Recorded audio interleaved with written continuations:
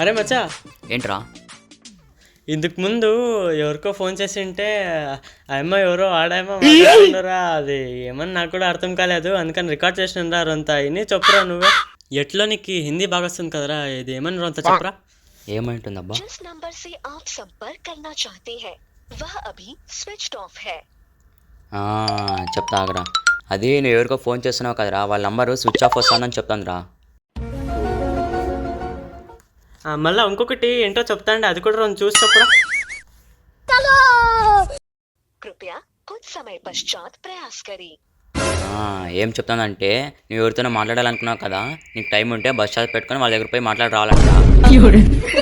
సూర్యుడే గొడుగు పట్టి వచ్చాడే భుజము తట్టి చిమ్మ చీకటిలోను నీడలో